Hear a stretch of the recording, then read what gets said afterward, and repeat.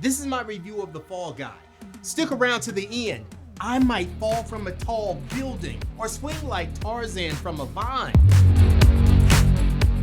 Starring Ryan Gosling, Emily Blunt, Hannah Waddingham, and Aaron Taylor Johnson.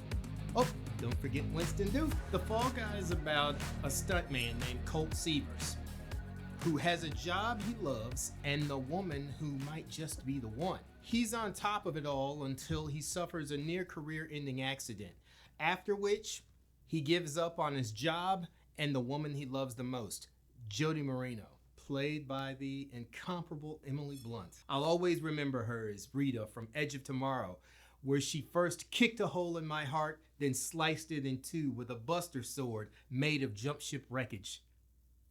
This is a new low in life for him. He's working as a car valet, taking shit off of rich douchebags.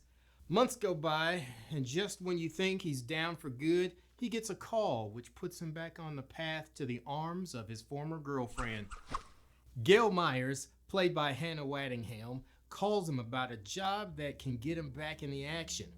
She's been the glue between Colt and the superstar he doubles for, Tom Ryder, played by Aaron Taylor Johnson. She's a fast-talking agent that'll say anything to get what she wants, especially when money's on the line. Colt knows this, of course, and is reluctant to hop back in the saddle with his ego and his back nearly broken.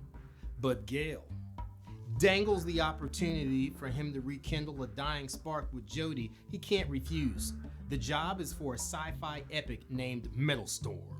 It just happens to be Jody's big directorial debut. When he arrives on set for Metal Storm, he finds out that Jody had no idea he was being hired, and she would prefer absolutely anyone other than him to be doubling. But Jody's pressed for time and can't afford to let her big break crumble under the strain of tight time constraints and an ever-tightening budget. She lets him know where they stand by putting him through the ringer of being set upon fire, retake after retake, throwing him up against the rocks, slinging him to and fro.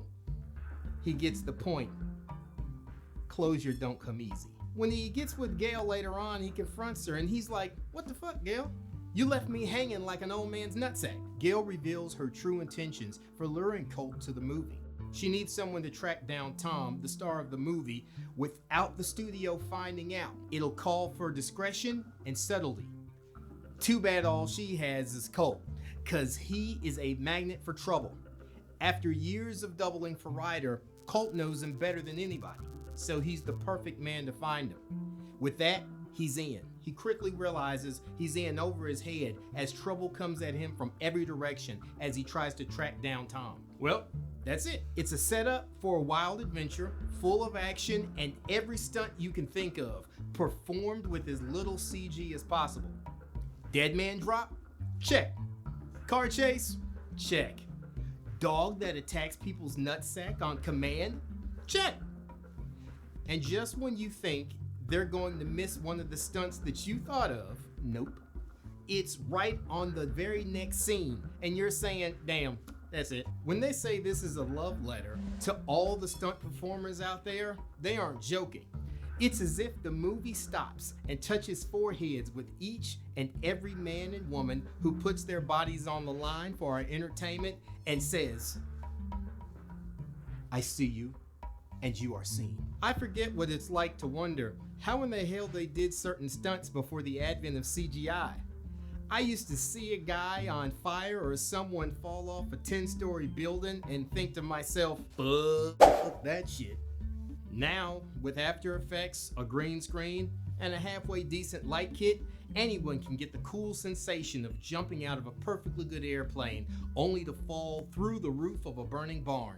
At the heart of it, The Fall Guy is a rom-com with a mystery tacked onto it. It does both fairly well and packs its runtime with tons of action, laughs, and tender moments delivered by two of the best actors of our generation. Your generation. From the very first scene, Gosling and Blunt make a delightful pair that, they're that couple that you just hate because they have all these inside jokes. They're just the cutest, and they make these voices when they talk to one another that makes you want to strangle the life out of them. Yeah, they're that. Who am I kidding? They're perfect people. Nothing they do is wrong. Even with the love story woven in, the movie can't go 10 minutes without Colt smashing through or devastating something. If you have a short attention span, they won't leave you out to dry. There is either a joke, or someone gets hit, or someone falls or gets discovered as a dead body. Speaking of fight scenes, when you're in one, who would you rather have by your side than none other than M'Baku himself, Winston Duke?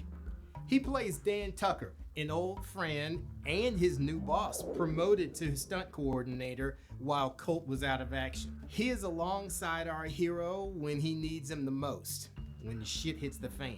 The best thing about him, when he's fighting, he calls out the name and the famous actor who did the move before he lays it on the bad guy. He's like, rock bottom, Dwayne Johnson, Russell Crowe, Gladiator. The chemistry between Dan and Colt is almost as good as Gosling and Blunt's. The closer they get to Ryder, the more danger they get into.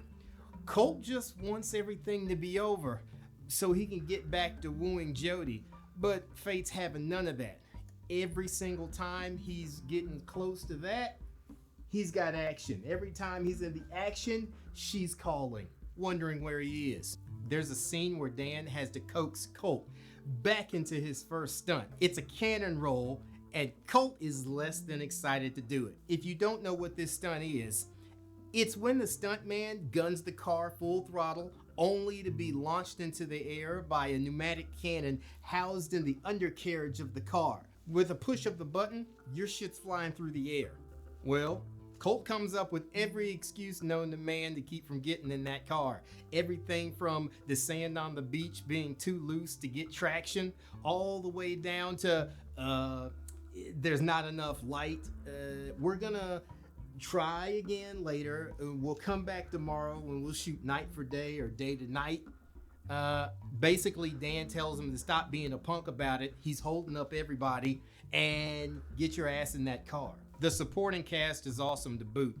We even have Stephanie Hsu from Everything Everywhere All at Once, which is fitting because ever since that movie hit big with the critics, it feels as though I also see her everywhere and everything all at once. Even flunkies and people that only get a couple of minutes of scene time manage to get in a funny line here and there. Now, I'm not gonna lie, the plot is thin, but it keeps everything moving at such a clip that you don't even think about it because everything on the screen is so damn entertaining. It's meant to string all the set pieces together in a cohesive manner. It's basically like when Zack Snyder makes Sucker Punch, except the writers and director of The Fall Guy are competent. While they're delivering the action and adventure, they don't forget things like good dialogue and emotions, and most of all, a coherent story that doesn't sound like a bunch of dumb shit with nonsense just chocked throughout it like Rocky Road. Wait a minute, or is it cookie dough? Either one of those nasty ones. The Fall Guy has its share of style, and it's got good pacing. The creators never put their head up their own ass by focusing purely on cool imagery. The stunts are well thought out, and they don't seem like the movie is just stopping to do something cool for the sake of the action. The quiet times are filled with those moments where Blunt shows her awesome emotional range, wondering why she wasn't the person that Colt turned to when he was at his lowest. She's as good as usual. I wouldn't even blame you if, during this action-packed rom-com, she got a little tear out of you. Nope. Not gonna cry. Give me a stuntman's thumbs up. Moving on. To up the stakes, halfway through the movie, Colt's framed for murder. Of course he is. And now he has to solve the mystery of the missing movie star just to clear his name and stay out of jail. It's hard to get back with the one you love when you're behind bars.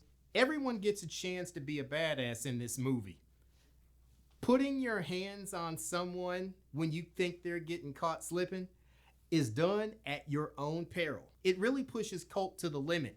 He doesn't come off as a Superman, but the movie pushes the boundaries of what a stuntman is capable of. Apparently, Colt, Jody, and Dan managed to squeeze in some MMA between movies. The climax of the movie is a crescendo of stunts that is over the top, pure ridiculousness. But as awesome as The Fall Guy is, it does come dangerously close to overstaying its welcome.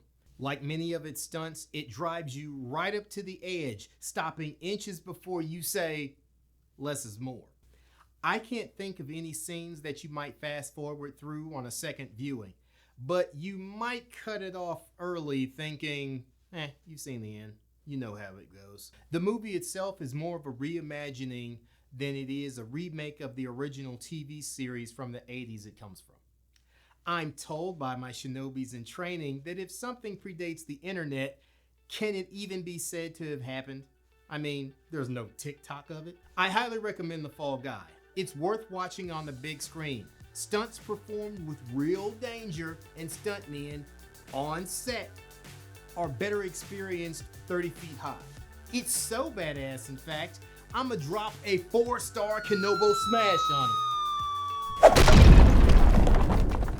Thanks to all my supporters who watch to the end. Not only does it help the channel grow, it keeps me from playing the Fall Guy home game, where I jump out of a helicopter without an airbag below to catch me. Be sure to hit the like button and subscribe before you duck out. Also, drop me a little something in the comments section to help me with my engagement. For now, I return to the shadows. As for the next time you need your entertainment news or movie reviews,